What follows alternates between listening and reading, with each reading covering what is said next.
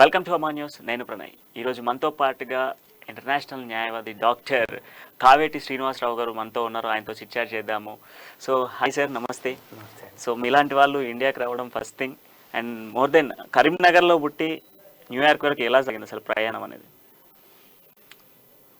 Wonderful question. అంటే మనం అందరం అనుకుంటా ఉంటాము, ఒక గ్రామంలో పుట్టి చిన్న చిన్న డిస్ట్రిక్ట్స్లలో పుట్టి, అంటే చిన్న కుటుంబాల నుంచి వచ్చి కూడా మనం ఏమి చేయలేమని చాలాసార్లు మనం మైండ్లో లిమిటేషన్ పెట్టుకుంటూ ఉంటాం. సో నాకు చిన్నప్పటి నుంచి కూడా జీవితంలో ఏదో సాధించాలి, ఏదో చెయ్యాలి అంతర్జాతీయంగా. అంటే మా నాన్నగారు కరీంనగర్లో ఒక ప్రముఖ న్యాయవాది, వారు పబ్లిక్ ప్రాసిక్యూటర్గా కూడా చేశారు. వారు నా స్ఫూర్తి. వారి పేరు సుధాకరరావు గారు, లేరు, పరమపదించారు. 15 సంవత్సరాలు అయిపోయింది. సో నాన్నగారితో చిన్నప్పటి నుంచి కూడా వారు లేబర్ మూమెంట్లో ఇప్పుడు చాలా టెంపుల్స్కు చైర్మన్ చేశారు. ఒక 150-200 మందికి ఉద్యోగాలు ఇప్పించారు ఆర్టీసీలో, అన్ని డిపార్ట్మెంట్స్లో. సో ఫాదర్తో టైం బాగా స్పెండ్ చేసేవాడిని చిన్నప్పుడు నేను. సో వారితో తిరిగినప్పుడు even milk cooling centre workers union కానీ, ఐఎన్టీయూసీ అలాంటి రెడ్ క్రాస్ సంస్థలకు నాన్నగారు ప్రెసిడెంట్గా చేశారు. సో వాళ్ళ ఇష్యూస్ అన్నీ చిన్నప్పుడు నిలబడి చూసేవాడిని ఆఫీస్లో.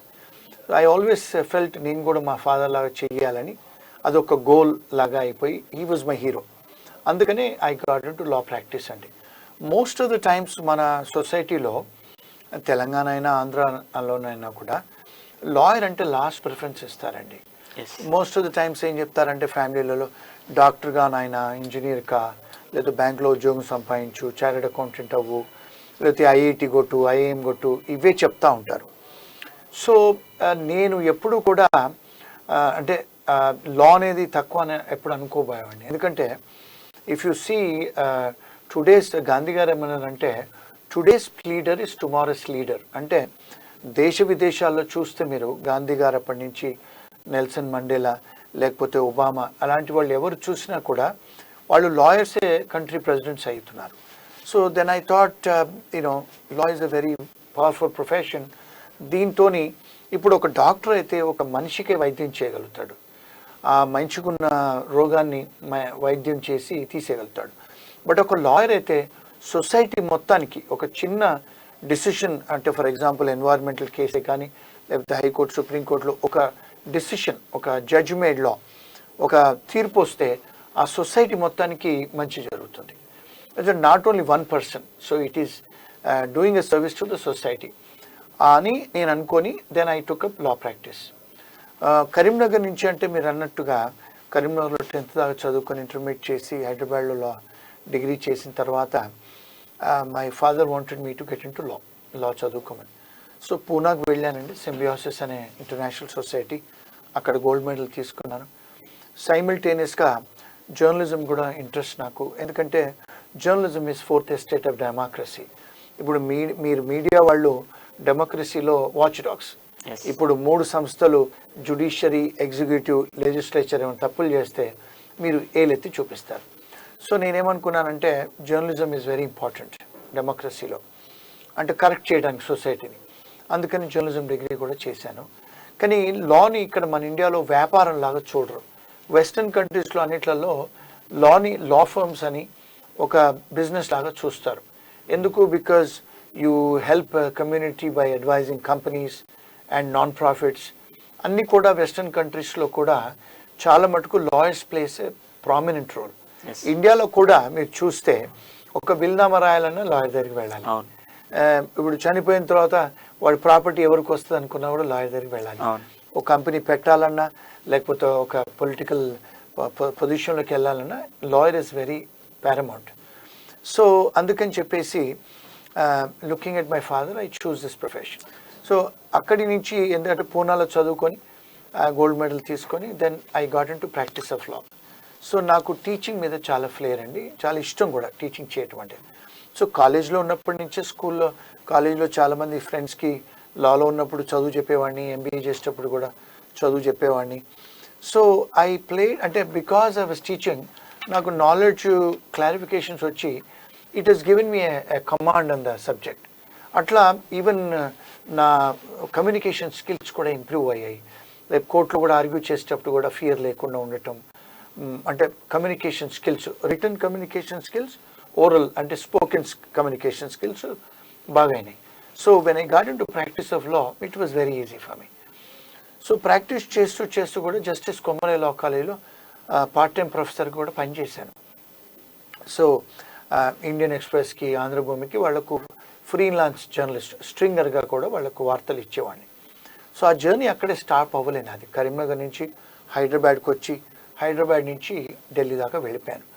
అంటే కాలేజ్ లైఫ్లో కూడా నేను హ్యూమన్ రైట్ యాక్టివిస్ట్, అంటే మానవ హక్కులు ఏదైనా ఉంటే స్టూడెంట్స్ హక్కుల ఉల్లంఘనలు జరిగినా కూడా అలా it has help me a lot. రెండోది ఏంటంటే మూట్ కోర్ట్ కాంపిటీషన్స్, అంటే కోర్టులో ఆర్గ్యూ చేయటం ఎలా అని మూట్ కోర్ట్ కాంపిటీషన్స్ అంటారు, మూట్ కోర్ట్ ట్రయల్స్ అంటారు. అందులో కాలేజ్ ఫస్ట్ వచ్చాను. అంటే కోర్ట్ స్కిల్స్ అవన్నీ బాగా నేర్చుకున్నాను కాలేజ్లోనే. So that made me successful lawyer. అక్కడి నుంచి then I was in Delhi. అంటే ఐ వాజ్ ఓన్లీ 23-24 అండి. ఢిల్లీలోకి వెళ్తే చాలామంది అన్నారు సుప్రీంకోర్టుకి వెళ్ళాలంటే మేము ఎప్పుడో 50s 60s అప్పుడు వెళ్తాము, నువ్వు ఇంత చిన్నప్పుడే వెళ్తున్నావు అని చెప్పి మా ఫాదర్ కూడా నా స్కిల్ క్యాలిబర్ మీద డౌట్ తిన్నారు. But I became very successful in Delhi also. అక్కడి నుంచి I did not stop my ప్రయాణం అండి. ఎందుకంటే నాకు ఒకటి బాధ ఏం కలిగిందంటే ఢిల్లీలో మనందరినీ బ్రౌన్ కలర్ కదా, మనం డార్క్ కలర్, బ్లాక్ కలర్. వాళ్ళు ఢిల్లీలో వాళ్ళంతా కొంచెం పంజాబీ వాళ్ళు డామినేట్ చేస్తారు. వాళ్ళు ఏమనేవాళ్ళు అంటే, ఓ తుమ్ సౌత్ ఇండియనే, నువ్వు తమిళోడివా అనేవాళ్ళు. అయ్యా నేను తమిళోడిని కాదు, హైదరాబాద్ అంటే ఓ సబ్ తమిళే. అంటే వాళ్ళకు తమిళ్, కర్ణాటక, హైదరాబాదు, తెలంగాణ కూడా వాళ్ళకి డిస్టింక్షన్ తెలియదు ఢిల్లీ వాళ్ళకి. వాళ్ళు కొంచెం ట్రీట్ చేసేవాళ్ళు. So I use to feel bad.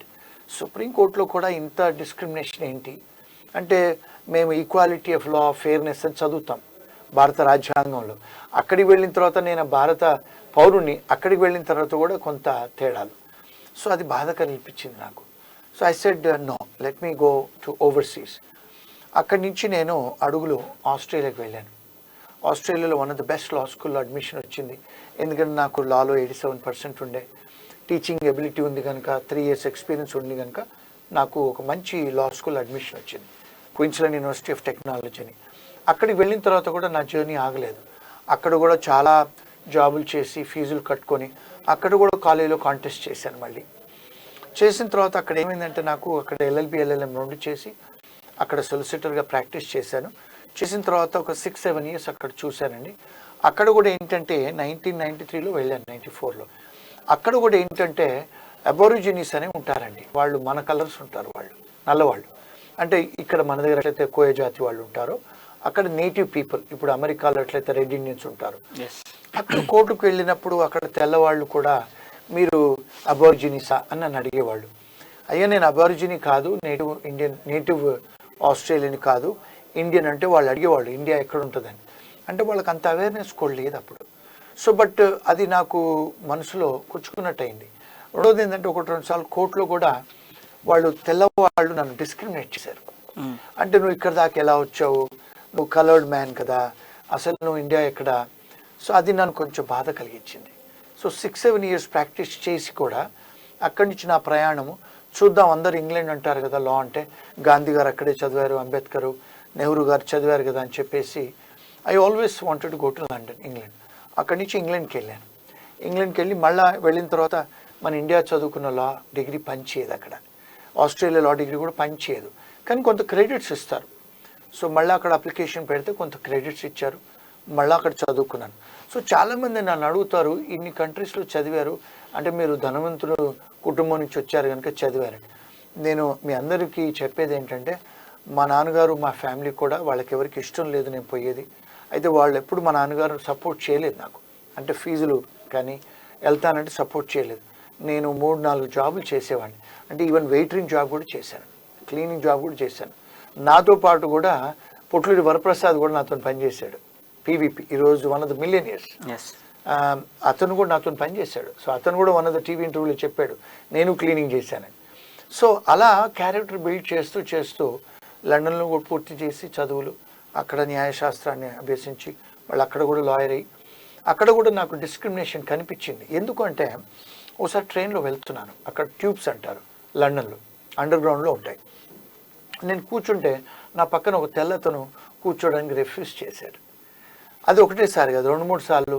ఒక లేడీ కూడా she refuse to SIT next to me in the train. అప్పుడు చూస్తే ఎందుకంటే బికాజ్ ఇట్స్ ఇంగ్లాండ్. అప్పుడు అనిపించింది నాకు, అంటే కోర్టులో కూడా అక్కడ వైట్ బ్యారిస్టర్స్కే బాగా ఉంటుంది, మన ఇండియన్ బ్యారిస్టర్స్కు విలువ ఉండదు అక్కడ. సో నేను సొలిసిటర్ అయ్యాను. అక్కడ కూడా అనిపించింది ఏంటి ఇంత పాశ్చాత్య దేశం వచ్చి ప్రపంచాన్ని వీళ్ళు ఏలిన దేశం ఇంగ్లాండ్, ఇక్కడికి వచ్చిన తర్వాత కూడా ఇదే పద్ధతి ఏంటి అని. సో అందరూ కూడా అంటే 1999లో అందరూ కూడా Y2Kతోని అందరూ బిగ్ యాపిల్ అమెరికా వెళ్ళాలి, అమెరికా పెద్ద దేశం, అక్కడ అందరు స్వేచ్ఛ ఉంటుంది, లిబర్టీ అని ఉంది అంటే సరే చూద్దాం మనం కూడా యూఎస్కి వెళ్దామని చెప్పి 1999లో యూఎస్కి వెళ్ళానండి. అక్కడ మళ్ళీ వెళ్ళిన తర్వాత అక్కడ మళ్ళీ పోరాటం, ఎందుకంటే ఈ డిగ్రీలు ఏవి వాళ్ళు రికగ్నైజ్ చెయ్యరు. సో మళ్ళీ చదవాల్సి వచ్చింది 2-3 సంవత్సరాలు. అక్కడ జూరిస్ డాక్టరేట్ ఈక్వాలిటీ చదువులు చదివాను. అక్కడ కూడా బ్రహ్మాండమైన స్కూల్, బ్రుక్లిన్ లా స్కూల్ అని. అక్కడ మళ్ళీ ఇంగ్లీష్ టెస్ట్ అవన్నీ అంటే నేను పర్మిషన్స్ అడిగాను, నేను ఇన్ని కంట్రీస్లో లా చేశాను కదా అంటే వాళ్ళు ఇచ్చారు పర్మిషన్స్. 2.5-3 సంవత్సరాలలో లా పూర్తి చేసి అక్కడ బిజినెస్ లా ప్రాక్టీస్ ఎస్టాబ్లిష్ చేశానండి. ఇప్పుడు అక్కడ ఇమిగ్రేషన్ లాలో మేము చేస్తాము. ఒక 300-400 మందిని హెల్ప్ చేశాను ఇమిగ్రేషన్ అవ్వటానికి యూఎస్కి. లాయర్గా చాలామంది 100,000 మందికి గ్రీన్ కార్డు సిటిజన్షిప్ కూడా ఇప్పించాం. సో నా జర్నీ అలా న్యూయార్క్లో ఎండ్ అయింది. ఇప్పుడు దేవుడి దేవల్ల న్యూయార్క్లో ఒక 2 ఆఫీసులు ఉన్నాయి. దాని తర్వాత we have offices in London, Dubai, ఇండియాలో కూడా ఉన్నాయి. So that was my journey అండి. సార్ చాలా అద్భుతంగా ఇన్ని కంట్రీస్లలో లాను కంప్లీట్ చేసుకుంటూ వెళ్ళారు. అండ్ ఇప్పుడు మిమ్మల్ని నేను ఒకటి అడగాలనుకుంటున్నాను. సో మిమ్మల్ని లాయర్ అనాలా, జర్నలిస్ట్ అనాలా, టీచర్ అనాలా? అంటే సొసైటీలో మనం కావాల్సినప్పుడు అంటే బేసికలీ ఆమె లాయర్, దాన్ని అంత చదివి ఇంకా డిగ్రీలు తీసుకుని డాక్టరేట్ కూడా ఇచ్చారు నాకు. టీచింగ్ కూడా చేస్తాను, చాలా లా స్కూల్స్లలో, మేనేజ్మెంట్ స్కూల్స్లలో టీచింగ్ కూడా చేస్తాను. ఎందుకు అంటే ఇప్పుడు చాలాసార్లు స్టూడెంట్స్కి ఒక డైరెక్షన్ అనేది ఉండదు, అంటే వాళ్ళు మోటివేషన్ అవసరం వాళ్ళకి. నేను ఎలా మోటివేషన్ చేస్తానంటే, నేను ఒక చిన్న డిస్ట్రిక్ట్, చిన్న ఊరు నుంచి వచ్చి నేను ఒక న్యూయార్క్ సిటీలో, అంటే న్యూయార్క్ సిటీ అంటే అది క్యాపిటల్ ఆఫ్ ద వరల్డ్ అండి, ప్రపంచానికే రాజధాని. అక్కడ మెన్హాటన్లో నాది పెన్ ప్లాజాలో one of the most prestigious బిల్డింగ్లో నా ఆఫీస్ ఉందండి. 22 years నుంచి ప్రాక్టీస్ చేస్తున్నాను అక్కడ. సో నేను ఎందుకు మోటివేట్ చేస్తాను వాళ్ళనంటే, చాలాసార్లు చాలా colleges, engineering colleges, MBA colleges, law కాలేజెస్కి వెళ్ళి నేను టీచ్ చేస్తాను, అంటే మోటివేట్ చేస్తాను. ఏమనంటే ఒకవేళ నాలాంటి వాడు ఒక కరీంనగర్, ఒక చిన్న ఊరు, ఒక 30 ఏళ్ళ కింద అక్కడ ఓన్లీ ఒక saint John school English medium school, అలాంటి స్కూల్లో నుంచి వచ్చిన వాడిని నేను ఒకవేళ న్యూయార్క్లో ప్రాక్టీస్ పెట్టి ప్రపంచవ్యాప్తంగా ఇప్పుడు ఒక 36 to 38 కంట్రీస్ తిరిగాను నేను. ప్రతి సంవత్సరం 4 కంట్రీస్ తిరుగుతూ ఉంటాను. లండన్లో కేసులు ఉన్నాయి మనకి, మాల్టాలో కేసులు ఉన్నాయి, క్లయింట్స్ ఉన్నారు, ఇజ్రాయెల్లో క్లయింట్స్ ఉన్నారు, మనకు పోలాండ్లో క్లయింట్స్ ఉన్నారు, టర్కీలో క్లయింట్స్ ఉన్నారు, అమెరికాలో ఉన్నారు, కెనడాలో ఉన్నారు, ఇండియాలో ఉన్నారు. ప్రపంచవ్యాప్తంగా క్లయింట్స్ ఉన్నారు నాకు. ప్రపంచవ్యాప్తంగా లాయర్స్తో వర్క్ చేస్తాను. ప్రపంచవ్యాప్తంగా కోర్ట్స్కు వెళ్తాను, అంతర్జాతీయ కోర్ట్స్కు, న్యూయార్క్ కోర్ట్స్కే కానీ అన్ని కోర్ట్స్కు, ఇండియన్ కోర్ట్స్ కూడా. అంటే ఒకవేళ నాలాంటి మామూలు ఒక ఊరు నుంచి వచ్చిన వాడు చేయగలిగితే మీరు కూడా చేయొచ్చు అని మోటివేషన్ చేయడానికి వెళ్తానండి. సో ఇంకొకటి ఏమిటంటే, బికాజ్ నాకు మల్టీ డిసిప్లిన్స్లలో ఎడ్యుకేషన్ ఉంది కనుక, MBAలో నేను టాపర్ కాలేజ్లో, లాలో college university gold medallist, journalism, English literature, psychology, philosophy కూడా చదివానండి. ఆధ్యాత్మికంగా కూడా ఇండియన్ అండ్ వెస్టర్న్ ఫిలాసఫీ చదివాను, సైకాలజీ చదివాను. సో ఎందుకు నేను వెళ్తానంటే కాలేజెస్కి, every college I'm going, I'm touching students. And వాళ్ళు నా లెక్చర్ రాగానే నా దగ్గరకు వస్తారు, నా నంబర్స్ తీసుకుంటారు, నా ఆఫీస్కి వస్తారు, నాతో పాటు ఇంటర్న్షిప్ కూడా చేస్తారు. యూఎస్లో కూడా చాలామంది ఇంటర్న్స్ చేస్తారు నాతో. అంటే నన్ను, అంటే జర్నలిజం అంటే because I have an interest. ఇప్పుడు న్యాయపత్రిక కూడా తీశాను. అంటే ఏమిటంటే to educate the society, to enrich the students. అంటే మెయిన్ మోటివ్ ఏంటండి, ఇప్పుడు ఒక మంచి కంట్రీ ఉండాలంటే, ఒక సేఫ్, ఒక మంచి కంట్రీ అంటే రూల్ ఆఫ్ లా ఇంపార్టెంట్ అండి. అమెరికా అనేది, ఇంగ్లాండ్ అనేది, ఆస్ట్రేలియా, కెనడా ఇవన్నీ ఎందుకు అంత తులుదూగుతున్నాయి? మనతో పాటే వాళ్లకు స్వేచ్ఛ వచ్చింది. మరి వాళ్ళు ఎందుకు అంత కంఫర్టబుల్గా, అంత బ్యూటిఫుల్గా, అంత రిచ్ కంట్రీస్గా ఎందుకు జీవించగలుగుతున్నారు? Rule of law. ఇప్పుడు సింగపూర్ చూసారు, ఒక చిన్న సిగరెట్ బయట పడేస్తే మీకు పెనల్టీ వస్తుంది. మరి మన పక్క దేశం అది ఏషియాలోనే ఉంది, 2 hours మన దగ్గర నుంచి. సో వాళ్ళంత క్లీన్ కంట్రీ. ఎందుకు? Rule of law. అంటే మన దేశంలో రూల్ ఆఫ్ లా అది ఒక వెన్నుముక, ఒక డెమోక్రటిక్ సెటప్కి. అది విరిగిపోతుంది మన దేశంలో. సో నా ఈ ప్రయత్నం ఏమిటి అంటే మీడియాలో వచ్చి ఇంటర్వ్యూలు ఇవ్వటము, కాలేజీలకు వెళ్ళి చదువులు చెప్పటము, పెద్ద పెద్ద ఇష్యూస్, లీగల్ ఇష్యూస్ ఎందుకు తీసుకుంటానంటే so that to enrich the society. నాకు తెలిసిన న్యాయశాస్త్రాలు షేర్ చేసుకోవటం, అంటే హ్యూమన్ రైట్సే కానీ, కాన్స్టిట్యూషనల్ రైట్సే కానీ, పీనల్ రైట్సే కానీ ఎడ్యుకేట్ చేయడానికి నా ప్రయత్నం. ఇండియాకు వచ్చినప్పుడల్లా ఏదో ఒక ఇష్యూ తీసుకుంటూ ఉంటాను. ప్రోబోనో అంటే ఫ్రీగా చేయటం, పబ్లిక్ గుడ్. చాలా కేసులు వేస్తూ ఉంటాను. చాలా కేసులు చేసిన తర్వాత మార్పు జరుగుతుంది. So you could call me as a journalist, or you could call me as a teacher or a lawyer. So doctor లాయర్గానే పిలుస్తాను. సో ఇప్పుడు మీరు ఒక గెస్ట్గా ఇండియాకి వచ్చారు. రీసెంట్గా వచ్చిన మీరు ఒక కేసును టేక్ ఓవర్ చేశారు. సో చాలామందిని కదిలించినటువంటి ఇష్యూ అని చెప్పుకోవాలి డాగ్స్ ఇష్యూ అనేది. అంబర్పేట ఎలకలగూడెంలో ఎలకల బస్తీలో జరిగినటువంటి ఇష్యూను మీరు పర్సనల్గా టేక్ ఓవర్ చేసి దీన్ని కేసును తీసుకెళ్తున్నారు అని తెలిసింది. సో ఎందుకంటే ఒక గెస్ట్గా వచ్చిన మీరు ఒక ఇష్యూను బేస్ చేసుకొని ఒక ఇష్యూని తీసుకొని ఫైట్ చేస్తున్నారు. సో వారి కుటుంబానికి నిజంగా న్యాయం జరిగేటువంటి ఛాన్సెస్ ఉందా? నేను యాక్చువల్గా బికాస్ ఫస్ట్ ఆఫ్ ఆల్ నేను ఇండియన్ కదండి, భారత సిటిజన్ని, పుట్టింది ఇక్కడే, పెరిగింది ఇక్కడే, 23 ఇయర్స్ వరకు. నాకు మోరల్ అండ్ లీగల్ ఆబ్లిగేషన్ ఉంది నా దేశానికి ఏదైనా చెయ్యాలని. ఒకటండి నంబర్ 1. నంబర్ 2 ఏంటంటే నేను తెలంగాణ వాడిని. సో నా తెలంగాణకి ఏదైనా చెయ్యాలి నేను. ఎందుకు అని చెప్పండి. ఇప్పుడు మోస్ట్ ఆఫ్ ద టైమ్స్ మా ఎన్ఆర్ఐస్ బయట దేశాలు వెళ్ళిన తర్వాత, అక్కడి పౌరసత్వం తీసుకున్న తర్వాత నాకేంటి, నా దేశం గురించి అవసరం ఏంటి అని వాళ్ళు విర్రవీగి ఉంటారు బయట దేశాలలో. నేను అలాంటి వాడిని కాదండి. నేను ఇండియాకు వచ్చినప్పుడల్లా, అంటే నాకు ఇప్పుడు అమ్మ లేరు, నాన్న లేరు, ఇద్దరు పోయారు. ఇండియాకు వచ్చినప్పుడల్లా కూడా ఏదో ఒక ఇష్యూ నాకు కనపడుతుంటుంది ఇండియాలో. ప్రతి సంవత్సరం వచ్చినప్పుడల్లా, ప్రతిసారి వచ్చినప్పుడల్లా ఏదో ఒక ఇష్యూ తీసుకుంటాను, పోరాడుతుంటాను. ఈసారి డాగ్ ఇష్యూ వచ్చింది. ఎందుకంటే నిన్న 2 days back I was in TV9. అసలు యాక్చువల్గా అక్కడ CEO కలవటానికి వెళ్ళాను వేరే పని మీద. వారు అన్నారు ఈ డాగ్ ఇష్యూ అయింది, లీగల్గా మీరేమైనా మాట్లాడగలుగుతారా అంటే నేను ఆ డిబేట్లో వెళ్ళాను. So I could educate people. అది ఇప్పుడు ఒక లక్షల వేల మంది చూస్తున్నారు. ఎందుకంటే మీరు చూస్తే ఇండియాలో ఇప్పుడు డాగ్ బైటింగే కానీ చచ్చిపోయారు, పిల్లోడు చచ్చిపోయాడు. మరి దాని బాధ్యత ఎవరు? పోలీస్ వాళ్ళు అన్యాచురల్ డెత్ అని చెప్పి FIR కట్టారు. మరి అది అన్యాచురల్ డెత్తా? అన్యాచురల్ డెత్ అంటే ఏంటంటే ఫర్ ఎగ్జాంపుల్ ఒక భూకంపం వస్తుంది, ఫర్ ఎగ్జాంపుల్ ఒక సునామీ వస్తుంది. అలాంటప్పుడు చనిపోయినప్పుడు అన్యాచురల్ డెత్ అంటాం. మరి ఇక్కడ కుక్క చంపేసింది, దానికి అన్యాచురల్ డెత్ అని చెప్పేసి FIR కట్టారు పోలీస్ వాళ్ళు. అది తప్పుడు కేసుగా కట్టారు. ఇక్కడ బాధ్యత ఎవరిది అంటే ఇండియాలో సుప్రీంకోర్టే కానీ డిఫరెంట్ హైకోర్ట్స్ ఏం చెప్తున్నాయంటే ఒకవేళ ఈ కుక్కలు, స్ట్రే డాగ్స్, దానికి ఓనర్షిప్ ఎవరు లేరండి. ఎందుకంటే వాటికి మాస్టర్ ఎవరు లేరు. మన పెంపుడు కుక్కలంటే మనం వాటికి మాస్టరు. మరి రోడ్డు మీద పెరిగే కుక్కలు ఎవరు మాస్టర్ అంటే కర్ణాటక హైకోర్టు ఏం చెప్పిందంటే మన మున్సిపాలిటీకి అవి ప్రాపర్టీస్, ఆ dogs are properties of municipality. ఒకవేళ ఆ డాగ్స్ ఎవరినైనా కరిచినా చంపేసినా మున్సిపాలిటీ లయబిలిటీ అని చెప్పేసి ఎస్టాబ్లిష్ లా అండి.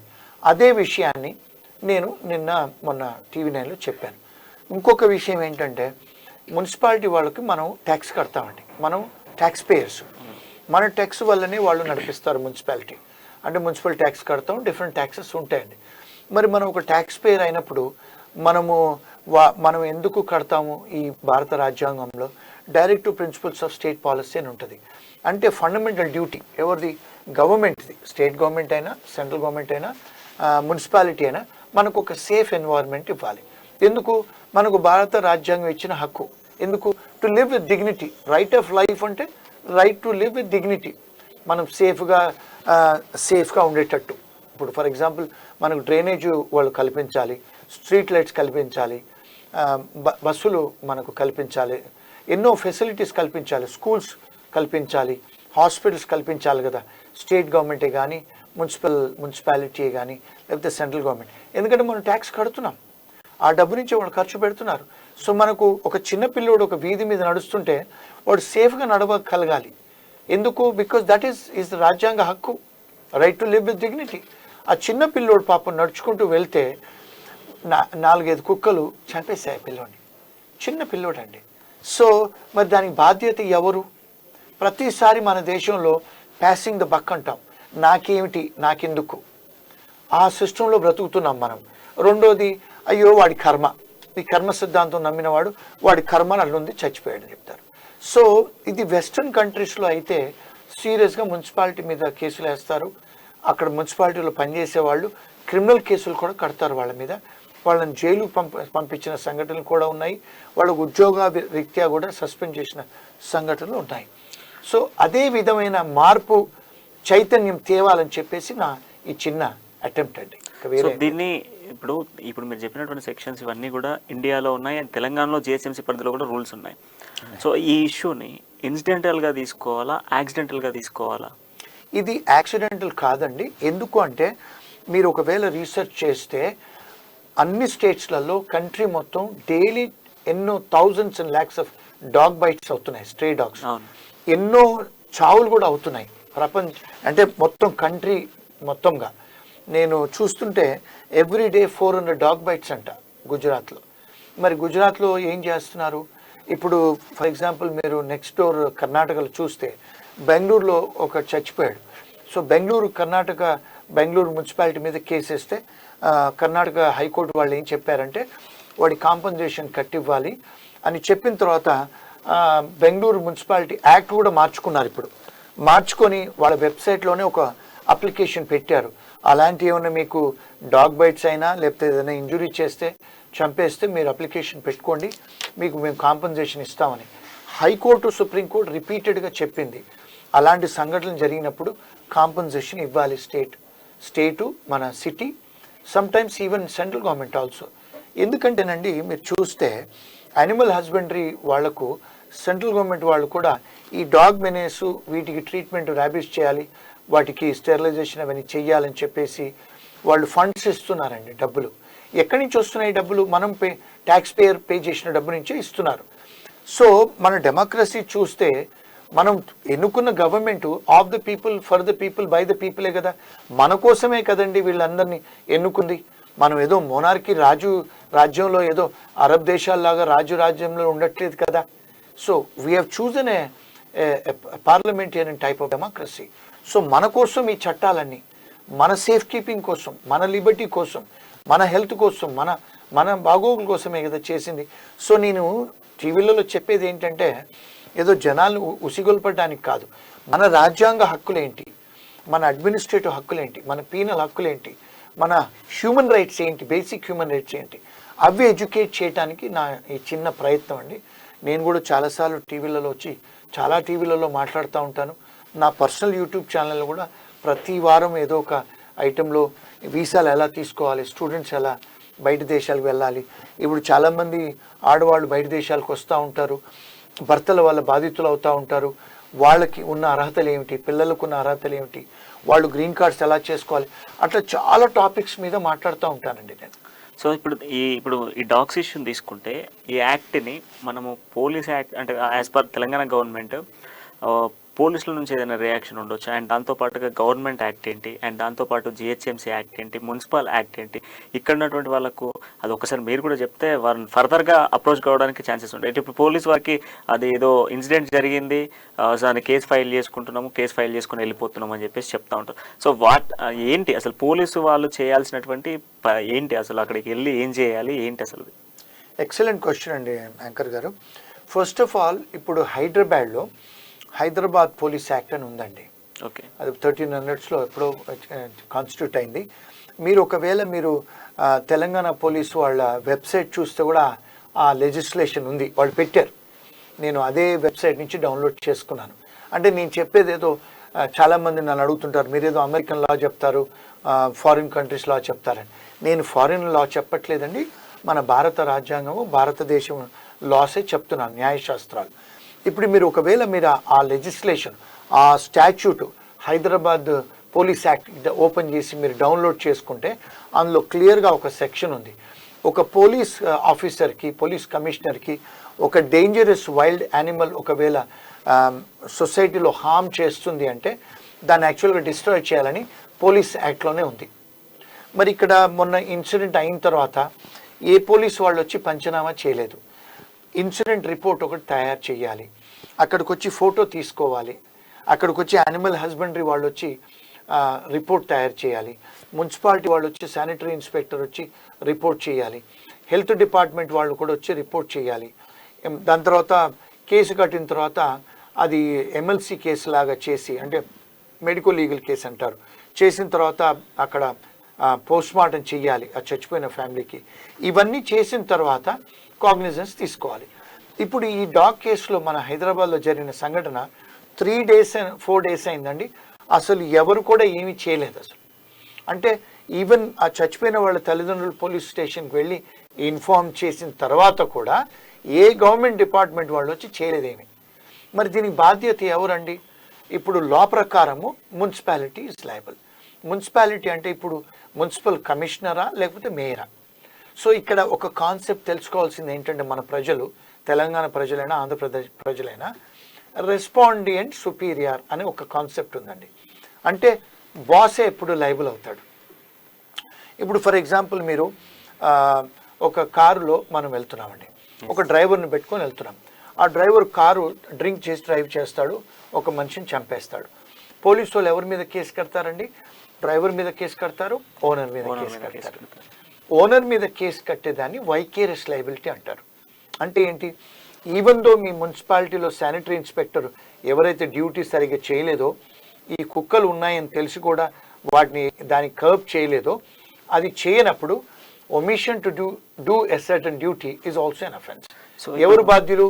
మున్సిపల్ కమిషనర్ లేకపోతే మేయర్ గారు బాధ్యులు. సో ఇప్పుడు మీరు చెప్పిన యాక్ట్ ప్రకారము ఇఫ్ ఇన్ కేస్ ఏదైనా డాగ్ నాకు గరిచినా కూడా నేను వెళ్ళి నాకు రెస్పాన్సిబుల్ పర్సన్ ఎవరు, మున్సిపాలిటీ పైన నేను కేసు ఫైల్ చేయవచ్చు. Absolutely yes sir. మున్సిపాలిటీ మీద కేసు ఫైల్ చేయొచ్చండి, యానిమల్ హస్బెండరీ వాళ్ళ మీద చేయొచ్చండి, దాని తర్వాత శానిటరీ ఇన్స్పెక్టర్ మీద చేయొచ్చు, శానిటేషన్ డిపార్ట్మెంట్, దాని తర్వాత మళ్ళీ హెల్త్ ఇన్స్పెక్టర్స్ కూడా మీద పెట్టచ్చు, హెల్త్ డిపార్ట్మెంట్ మీద. ఇన్ కేసు ఇప్పుడు నేను ఈ కేసుకి సంబంధించి అంటే పోలీసులు అప్రోచ్ అయ్యాను, వాళ్ళ దగ్గర నుంచి రెస్పాన్స్ రాలేదు, సో నేను వాళ్ళపైన లీగల్గా తీయచ్చు. ఇది వెరీ ఇంట్రెస్టింగ్ క్వశ్చన్. పోలీస్ వాళ్ళు నచ్చకపోవచ్చు నేను చెప్పేది, but I will tell you the law. ఇప్పుడు పోలీస్ యాక్ట్ అనేది ఒకటి ఉంటుందండి. ఇప్పుడు హైదరాబాద్ మనం అనుకున్నట్టు పోలీస్ యాక్ట్ ఉంది కదా, అందులో సెక్షన్ క్లియర్గా రాసి ఉంది. ఒక పోలీస్ ఆఫీసర్ మనకు సేఫ్ కీపింగ్ చేయాలి, అంటే మనకు లివబుల్ కండిషన్స్ ఇవ్వాలి పోలీస్ వాళ్ళు, దాన్ని పోలీస్ పవర్ అంటారు. ఒకవేళ యానిమల్, వైల్డ్ యానిమల్ మనకు కరుస్తుంటే అందులోనే సెక్షన్ రాసి ఉంది, మీరు దాన్ని ఎలిమినేట్ చెయ్యాలి అని. మరి మీరు ఒకవేళ మీకు ఆ డ్యూటీ మీరు చెయ్యకపోతే omission to do a duty ఏమంటారు? Omission to act. అంటే మీ మీద స్టాట్యూటరీ డ్యూటీ ఉంది, మీరు ఆ డ్యూటీ పర్ఫామ్ చెయ్యకపోతే మీరు కూడా నేరానికి పాల్పడ్డట్టే అని సుప్రీంకోర్టు చెప్పింది, హైకోర్టు చెప్పింది, ఆ లెజిస్లేషన్స్ కూడా చెప్తున్నాయండి. అంటే పోలీసు వాళ్ళు కూడా ఇండైరెక్ట్గా బాధ్యులు అవుతారు ఆ సెక్షన్ ఆఫ్ లా ప్రకారం. ఇది నేనేదో ఆర్బిటరీగా నా సొంతగా చెప్పట్లేదు, లా ప్రకారం చెప్తున్నాను. ఒకటి. రెండోది నెగ్లిజెన్స్. మున్సిపాలిటీ వాళ్ళు, స్టేట్ గవర్నమెంట్ వాళ్ళు, మున్సిపాలిటీ వాళ్ళు క్రిమినల్లీ నెగ్లిజెంట్ అంటారు. అంటే క్రిమినల్ నెగ్లిజెన్స్ అంటే మీకు తెలుసు, రోజు కుక్క కాట్లు అవుతున్నాయి, రోజు చాలామంది చనిపోతున్నారు, దేశవ్యాప్తంగా జరుగుతున్నాయి. మరి మీ మీద ఇంకొకటి ఏంటంటే, సెంట్రల్ గవర్నమెంట్ కూడా ఫండ్ ఇస్తుంది, యానిమల్ హస్బెండరీకి ఫండ్ ఇస్తుంది, అంటే ఈ డాగ్ మేనేజ్ చేయమని, అంటే ఈ ప్రాబ్లమ్ను మీరు దాన్ని కర్బ్ చేయండి అని. డబ్బులు కూడా వస్తున్నాయి మున్సిపాలిటీకి. నిన్న నేను TV9లో ఇంటర్వ్యూ ఇచ్చిన తర్వాత నాకు ఒక డాక్టర్ గారు కాల్ చేశారు, వెటర్నరీ డాక్టర్. వారు కూడా యూకేలో ఉండొచ్చారు. వారు నాకు ఫోన్ చేసి అన్నారు, కావేటి గారు మీరు చెప్పింది చాలా వ్యాలిడ్ పాయింట్, మున్సిపాలిటీలో డబ్బులు ఇస్తున్నారు యానిమల్ హస్బెండరీ వాళ్ళు, కానీ వాళ్ళు తూతూ మంత్రంగా నాన్ ప్రాఫిట్ NGOs కొంతమందికి ఇచ్చేసి ఐ వాష్ చేస్తున్నారు, అసలు నిజంగా పని చేయట్లేదు అని. నేను మీరు రండమ్మా మాట్లాడదాం దాని గురించి అని. అంటే నేను అర్థం చేసుకుంది ఏంటంటే, చాలామంది లాయర్స్ కూడా కాల్ చేశారు నాకు, కొంతమంది పోలీస్ ఆఫీసర్స్ కూడా కాల్ చేశారు, కొన్ని సంఘాలు కూడా వచ్చి కాంటాక్ట్ చేశారు. అంటే ఇక్కడ ఇష్యూ ఏంటంటే, బికాజ్ నేను చెప్పింది ఇప్పుడు ఈవెన్ లాస్ట్ టైం కూడా మీరు చూస్తే వర్షాలప్పుడు పెద్ద పెద్ద మ్యాన్ హోల్స్లలో ఒక ఇంజనీర్ చనిపోయాడు లాస్ట్ ఇయర్. చచ్చిపోయినప్పుడు ఏదో తూతూ మంత్రంగా ఎక్స్గ్రేషియా డిక్లేర్ చేస్తున్నారు, వాళ్ళ కుటుంబానికి వదిలేస్తున్నారు. వాళ్ళు ఎప్పుడైతే మ్యాన్ హోల్స్ అలా వదిలేసి పెడతారో municipality, they are creating a dangerous condition, so the municipality is liable. దీన్ని ఏమంటారంటే రెసిప్సీ లాక్యుటార్ అంటారు, లీగల్ డాక్ట్రిన్. నేను ఇవన్నీ కూడా ఇండియాలో మన ఇండియన్ పుస్తకాలలో IPCలో టాట్లో ఉన్నాయే చెప్తున్నానండి మన వాళ్ళకి ప్రజలకి. సో ఇవన్నీ ఇగ్నోరెన్స్ ఉంది కనుక ఎడ్యుకేట్ చేయడానికి ప్రయత్నం చేస్తాం. సో మోర్ దెన్ సార్, ఇప్పుడు కోవిడ్ టైంలో కూడా మీరు చైనా పైన ఇండియా నుంచి కేసు వేసినట్టుగా తెలిసింది. అవును. సో దాంతో పాటుగా ఎస్పీ బాలసుబ్రహ్మణ్యం గారు కూడా కోవిడ్ వల్ల చనిపోయారు, ఇది కేవలం చైనా వల్లనే జరిగిందంటూ కూడా కేసు వేసినట్టుగా తెలిసింది. సో ఏంటి ఆ కేసుకి ఏమైనా రియాక్షన్ వచ్చింది? డెఫినెట్గానండి ఇంటర్నేషనల్ కోర్టు వాళ్ళు కేసు తీసుకున్నారు, రిజిస్టర్ చేశారు, కేసు కట్టారు. ఇప్పుడు ఇక్కడ ఏంటంటే ఇష్యూ ఏంటంటే మనం ఏం చేసామంటే చైనా మీద వేసాం. చైనా మీద ఇంగ్లాండ్ వాళ్ళు, యూఎస్ వాళ్ళు, యూకే వాళ్ళు చాలా కంట్రీస్ కేసులు వేశారండి చైనా మీద. సో చైనా ఏం చేస్తుందంటే అంతర్జాతీయ కోర్టుకు వాళ్ళు సిగ్నేటరీ కాదు వాళ్ళు, అయితే ఆ జ్యూరిస్డిక్షన్ వాళ్ళు తీసుకోవట్లేదు. మీ కోర్టు జ్యూరిస్డిక్షన్ మేము అంగీకరించము అని చెప్తున్నారు. అంటే ఇది ఇంటర్నేషనల్ ఇష్యూ అండి. సో తీసుకున్నారు వాళ్ళు, కేసు తీసుకున్నారు. ఎస్పీ బాలసుబ్రహ్మణ్యం గారు కోవిడ్ వల్ల చనిపోయారని చెప్పేసి నేను ఇండియాలో మొదటి వాడిని నేనే ఫైల్ చేశానండి. So the case is still there in international court. సో ఇప్పుడు మీకు యూఎస్లో, న్యూయార్క్లో ఇట్లాంటి కేసెస్ సహజంగా వస్తుంటాయి కావచ్చు. ఇప్పుడు డీవీసీకి సంబంధించి చాలా ఇష్యూస్ వస్తూ ఉంటాయి. అంటే భర్తలతో భార్యలకు ఎఫెక్ట్ ఉన్న వాళ్ళు ఉన్నారు, భార్యలతో భర్తలకు ఎఫెక్ట్ ఇట్లాంటి కేసెస్ వస్తూ ఉంటాయి కదా ఫారెన్లో. సో వాటికి ఎలాంటి సజెషన్స్ ఇస్తూ ఉంటారు? అండ్ వాటిని ఒకవేళ ఇండియన్స్ అయితే ఇండియన్ రాజ్యాంగం ప్రకారం, ఇండియన్ కాన్స్టిట్యూన్సీ ప్రకారం ఇక్కడ ఉన్నటువంటి సెక్షన్స్ యూజ్ చేస్తారా, లేదా అమెరికన్ లాన్ ఏమన్నా యూజ్ చేస్తారా? బ్రిలియంట్ క్వశ్చన్ అండి మీరు అడిగింది. ఇక్కడ ఏంటంటే మీకు దీన్ని క్రాస్ కంట్రీ జ్యూరిస్డిక్షన్ ఇష్యూస్ అంటారు. అంటే ఆ దేవుడి దేవల్ల నాకు ఇంగ్లాండ్లో చదువుకున్నాను న్యాయశాస్త్రం, అమెరికాలో చదువుకున్నాను, ఇండియాలో చదువుకున్నాను కనుక అంతర్జాతీయంగా నాకు తెలుసు లా. అంటే ఇప్పుడు ఫర్ ఎగ్జాంపుల్ ఇండియన్స్ ఇక్కడి నుంచి వచ్చి నార్మల్గా ఇక్కడ పెళ్లి చేసుకుని వచ్చి అమెరికాలో ఉంటారు, ఇంగ్లాండ్లో వేరే కంట్రీస్లో ఉంటారు. ఎప్పుడైతే మీరు 6 months కంటే ఎక్కువ ఆ విదేశాలలో నివసిస్తారో అక్కడ లాసే అప్లికబుల్ అవుతాయి మీ మీద. ఓకే. అందుకని అక్కడ యూఎస్లో ఉంటే యూఎస్ లాసే అప్లికబుల్ అవుతాయి. ఆడవాళ్ళకి అక్కడ చాలా హక్కులు ఉన్నాయండి. చాలామందికి నేను హెల్ప్ చేశాను, చాలా ఫ్యామిలీస్ని సేవ్ చేశాను, చాలామందికి నేను గ్రీన్ కార్డ్స్ కూడా ఇప్పించాను. నార్మల్గా ఏంటంటే మన వాళ్ళు ఇక్కడ సాఫ్ట్వేర్ ప్రోగ్రామర్లు మన వాళ్ళు ఏం చేస్తారంటే మనకు అమెరికా సంబంధం ఇద్దామని పెళ్లి చేస్తారు. ఈ భర్తలు ఇబ్బందులు పెడతారు భార్యలను తీసుకొచ్చి. ఏమనంటే మేము మా వీసా మీద తీసుకొచ్చామని కొడతారు, ఫిజికల్ మెంటల్ అబ్యూస్ చేస్తారు. వాళ్ళకి కనీసం కార్ డ్రైవింగ్ కూడా ఇవ్వరు, బ్యాంక్ అకౌంట్ కూడా ఓపెన్ చేయించరు, వాళ్ళని ఒక బానిసల్లాగా ట్రీట్ చేస్తారు. సో అలాంటి సంఘటనలు అయినప్పుడు వీళ్ళు ఎందుకు భయపడుతూ ఉంటారంటే భర్తలు కదా మనం తీసుకొచ్చింది వీసా చేసి, ఆయన గురించి ఏమైనా పోలీసులో కంప్లైంట్ చేస్తే మా వీసా క్యాన్సిల్ చేసి ఇండియాకు పంపిస్తారేమో అని ఒక భయం. రెండోది మన వాళ్ళంతా హిందూ అమ్మాయిలు కదా, సీతమ్మ తల్లులు, వీళ్ళ తల్లిదండ్రులకు ఫోన్ చేసి చెప్తే వాళ్ళు చెప్తారు మీరు సర్దుకుపోండి, ఆయన భర్త మారుతాడు పిల్లలైన తర్వాత.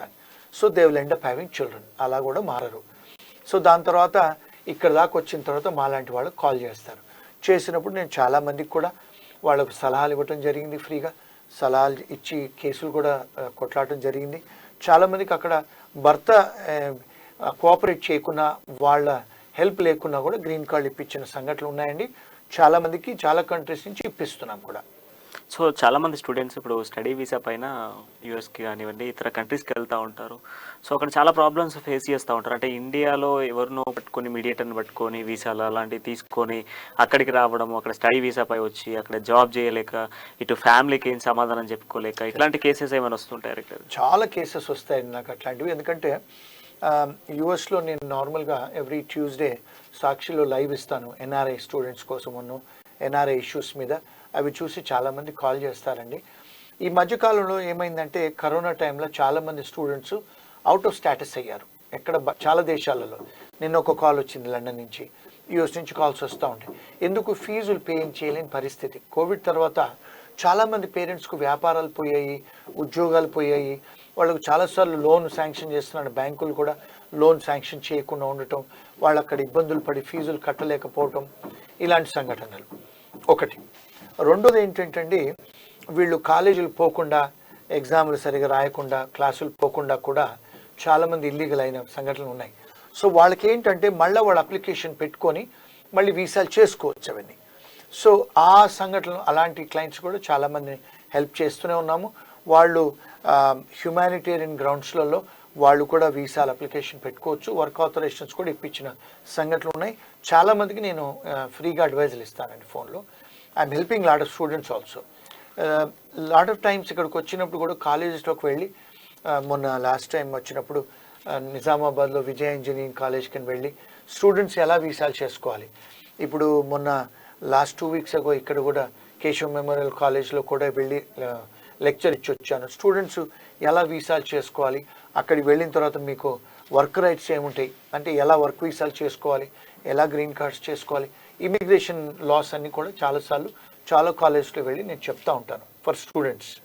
సో అదేవిధంగా సార్, ఇప్పుడు డీవీసీకి సంబంధించి ఇండియా నుంచి ఏమైనా కేసెస్ వస్తూ ఉంటాయి మీ దగ్గరికి, అండ్ దాంతోపాటుగా ఇండియాలో కూడా రెగ్యులర్గా ఈ గృహహింస చట్టాలని ఇవన్నీ చెప్పేసి ఉంటాయి. ఇప్పుడు ఈ మధ్యకాలంలో తెలంగాణ ఆంధ్రప్రదేశ్లో షీ టీమ్స్ అని చెప్పేసి కూడా ఉన్నాయి. సో ఇవన్నీ వర్కౌట్ అయ్యేటువంటి నిజంగా పబ్లిక్కి యూస్ఫుల్ అయినా ఇక్కడ అంటే కొంతవరకు అవుతుందండి. ఇప్పుడు ఇంతకుముందు ఇప్పుడు దిశా లాంటి లాస్ లేవు, ఇంతకుముందు ఆడవాళ్ళకు సపరేట్ పోలీస్ స్టేషన్స్ లేవు, షీ టీమ్స్ అలాంటివి లేవు కదా. ఆడవాళ్ళు భయపడేవాళ్ళు పోలీస్ స్టేషన్ వెళ్ళి చెప్పాలంటే. ఇప్పుడు కాస్త అవేర్నెస్ వచ్చింది. ఇప్పుడు మీకు చాలాసార్లు మీరు ఆన్లైన్లోకి వెళ్తే చాలామంది లాయర్స్ మాట్లాడుతున్నారు, చాలామంది ఎన్జిఓస్ కూడా వర్క్ చేస్తున్నారు ఆడవాళ్లకు. సో డెఫినెట్గా అవేర్నెస్ వచ్చింది, మార్పులు ఉన్నాయి. మునుపటి కాలంలాగా ఏదో భర్త కొడితే పడాలని లేదు పరిస్థితి, వాళ్ళకు కూడా బోలెడని బెనిఫిట్స్ ఉన్నాయి. సో ఆడవాళ్ళు కూడా వర్క్ చేస్తున్నారు, చదువుకున్న అమ్మాయిలు, they are not dependent on the husbands. So డెఫినెట్గా వర్కౌట్ అవుతుంది. మాలాంటి లాయర్స్ కూడా ఇప్పుడు మీరు చూస్తే జట్కా బండి అని అలాంటి ప్రోగ్రామ్స్ కూడా వస్తున్నాయి. So they are getting educated, things are changing in the world. డెఫినెట్గా ఫెమినిజం అనేది ఉంది ప్రపంచంలో. అది ఇప్పుడు మళ్ళీ దాని తర్వాత ఇప్పుడు లెస్బియనిజము, గే మూమెంట్స్ ఇవన్నీ వచ్చాయి కనుక డెఫినెట్గా there are changes in the world అవుతున్నాయండి. So last but not least అనగా యాంటీ ర్యాగింగ్ స్క్వాడ్. ఇప్పుడు మీరు ఈ వీక్లో మీరు చూస్తున్నారు ఒక సిచ్యువేషన్ని, ప్రీతి అనేటువంటి ఒక కేసు ఇప్పుడు మన కళ్ళ ముందు ఉంది. లైక్ లాస్ట్ మూమెంట్లో దిశ ఎలాగో ఇప్పుడు ప్రీతి ఇష్యూ అనేది 2 రాష్ట్రాల్లో కూడా చర్చగా మారింది. సో నాట్ ఓన్లీ ప్రీతి లాగా ఒక అబ్బాయి చనిపోయాడు యాంటీ ర్యాగింగ్తోనే, దాంతోపాటు ఇంకొక అమ్మాయి బీటెక్కి సంబంధించినటువంటి అమ్మాయి వరంగల్లోనే నిన్న సాయంత్రం సమయంలో చనిపోయింది. సో ఏంటి సార్ అసలు ఈ ర్యాగింగ్ దానిపైన యాంటీ ర్యాగింగ్ స్క్వాడ్ అని చెప్పేసి గతంలో కొన్ని సెక్షన్స్ కూడా తీసుకురావడం జరిగింది. కాలేజీలలో కూడా బోర్డ్స్ ఇట్లా బాక్సెస్ లాంటివి పెట్టేసి, నోట్ బాక్స్ లాంటివి పెట్టేసి చెప్పేది. సో ఇవన్నీ ఉన్నప్పటికీ కూడా ఈ ర్యాగింగ్కి సంబంధించి ఏమైనా సెక్షన్స్ ఉన్నాయి ఇక్కడ? వీళ్ళు స్టూడెంట్స్ నేరుగా కూడా ఎవరిని సంప్రదించాలి, ఏం చేయాలి? ఫస్ట్ ఆఫ్ ఆల్ అండి, యాంటీ ర్యాగింగ్ అనేది ఇట్స్ అన్ అఫెన్స్. ఇప్పుడు మీరు చూస్తే అంటే ఈవెన్ మేము కాలేజ్ పోయినప్పుడు కూడా వీ ఫేస్డ్ ఇట్. సో ఇప్పుడు ఏంటంటే first of all it's a criminal offence అండి. ఫస్ట్ థింగ్ వాట్ స్టూడెంట్స్ అమ్మాయిలు ఏం చేయాలంటే, ఫస్ట్ థింగ్ వాళ్ళు ఏం చేయాలంటే ఉమెన్ పోలీస్ స్టేషన్స్కి ఫస్ట్ వాళ్ళు రిపోర్ట్ చేయాలి. ఫస్ట్ థింగ్ వాళ్ళు చేయవలసింది. సెకండ్ థింగ్ ప్రిన్సిపల్ వాళ్ళకి చేయాలి, రిపోర్ట్ చేయాలి. అంటే రిపోర్ట్ చేయటం అంటే మీరు డెఫినెట్గా ప్లీజ్ టెక్స్ట్ మెసేజ్లు చేయండి, ఈమెయిల్స్ చేయండి. టెక్స్ట్ మెసేజ్ చేసి ఈమెయిల్స్ చేస్తే రికార్డులో ఉంటుంది. ఇప్పుడు ఫర్ ఎగ్జాంపుల్ మీరు టెక్స్ట్ చేశారనుకోండి పోలీస్ వాళ్ళకి, కొన్ని వెబ్సైట్స్ ఉన్నాయి. ఈవెన్ యూనివర్సిటీకి కూడా వైస్ ఛాన్సలర్కే కానీ యూనివర్సిటీలో ప్రతి యూనివర్సిటీలో ప్రతి కాలేజ్లో ఒక ఆఫీసర్ని అపాయింట్ చేస్తున్నారు యాంటీ ర్యాగింగ్ కోసం. ఈ అమ్మాయిలే కానీ అమ్మాయిలే కానీ వాళ్ళు first thing they have to report to them. Report చేసిన తర్వాత పోలీస్ స్టేషన్లో వెళ్ళి కూడా కంప్లైంట్ చేయొచ్చు. సో పోలీస్ వాళ్ళు ఐపీసీ ప్రకారం కేసులు కట్టొచ్చు. సో నార్మల్గా ఏమవుతుందంటే స్టూడెంట్స్ మీద పోలీసులు కంప్లైంట్ చేస్తే, పోలీసుల మీద వాళ్ళు కేసులు కడితే వాళ్ళకి రేపు ఉద్యోగాలు రావు. అంటే people will take it more seriously police వాళ్ళు. సో అది డెఫినెట్గా వాళ్ళు ఆ రెస్క్యూ తీసుకోవాలి. థర్డ్ థింగ్ ఏంటంటే ఇప్పుడు ఈ మధ్యకాలంలో ప్రతి స్కూల్స్లలో కూడా ఒక ప్రొఫెసర్ని అపాయింట్ చేస్తున్నారు కౌన్సిలింగ్ చేయడానికి. So they should definitely get counselling. Third thing. Fourth thing ఏంటంటే నేను చూసేది ఏంటంటే ఇప్పుడు ఈ అమ్మాయి వరంగల్ అమ్మాయి, డాక్టర్ అమ్మాయి, సో వీళ్ళంతా ఎడ్యుకేటెడ్ అమ్మాయిలు. వై దే షుడ్ అంత ఇమోషనల్ డిస్ట్రెస్ అవ్వటం ఎందుకు? అంత ఇమోషనల్ డిస్ట్రెస్ అయ్యి సూసైడ్ కమిట్ చేసుకోవటము, పేరెంట్స్ ఇష్యూస్ ఇవన్నీ. ఇప్పుడు this is a social issue. ఇప్పుడు నేను చదువుకునే రోజులలో కూడా మా ఫాదర్ గారి ఫ్రెండ్ వాళ్ళ అబ్బాయి ఇంజనీరింగ్ చేయడానికి హైదరాబాద్కి వచ్చాడు మెరిట్లో. ఆ పిల్లోడు యాక్చువల్గా సూసైడ్ చేసుకుని చచ్చిపోయాడు కరీంనగర్లో. సో ఈ ఇష్యూస్ చూస్తుంటే 30-40 years నుంచి కూడా ఉన్నాయి. ఇప్పుడు ఫారిన్ కంట్రీస్లో ఇలాంటివి లేవండి, ఇండియాలో ఉన్నాయి, ఈవెన్ నార్త్ ఇండియాలో కూడా జరుగుతాయి. So this is a problem. But education ఉంది కనుక, మనకు సెల్ ఫోన్ ఉంది కనుక, మీడియా ఉంది కనుక they should approach constantly with police. And పోలీసులు కూడా కేసులు కడుతున్నారు, పనిష్మెంట్స్ అవుతున్నాయి, కౌన్సిలింగ్ కూడా చేస్తున్నారు. So that's the first thing they should do instead of committing suicide. ఎందుకు అనండి, committing suicide is an offence అండి. మన దేశంలో. You have a right to life, కానీ you don't have a right to die. నిన్ను నువ్వు చంపుకోలేవు. ఒకవేళ బతికి బయటపడ్డావు అనుకోండి, పోలీసు వాళ్ళు కేసు కట్టొచ్చు మీ మీద సూసైడ్ కమిట్ చేశారని. ఎవరైనా మిమ్మల్ని అలా చేసేటట్టు అబెట్మెంట్ చేస్తే వాళ్ళ మీద కూడా కేసులు కట్టచ్చు. So one should not commit suicide. That's my opinion. Right, thank you sir, thank you for your valuable time. చాలా విలువైనటువంటి విషయాలు చెప్పారు. అండ్ దాంతోపాటుగా తెలంగాణకి తెలంగాణ పీపుల్కి కావాల్సినటువంటి అవేర్నెస్ అంతా కూడా మీ ఇంటర్వ్యూ చూస్తే అర్థమైపోతుంది. ఏ సెక్షన్స్ను మేము యూజ్ చేసుకోవచ్చు అండ్ పోలీస్ వాళ్ళని కూడా మేము ఎలా యూజ్ చేసుకోవచ్చు అనేది మీ సెక్షన్స్ ద్వారా. సో మీలాంటి వాళ్ళ సజెషన్స్ తప్పకుండా తెలంగాణలో ఉండాలి, అప్పుడప్పుడు మీరు విజిట్ చేయాలని ఖచ్చితంగా కూడా ఆశిస్తున్నాం. సో ఇది డాక్టర్ కావేటి శ్రీనివాసరావు గారితో ఇంటర్వ్యూ. సో మొత్తంగా మరో ఇంటర్వ్యూతో మళ్ళీ కలుద్దాం. అంటిల్ దెన్ చూస్తూనే ఉండండి అమ్మా న్యూస్, నిజం కోసం జనం కోసం.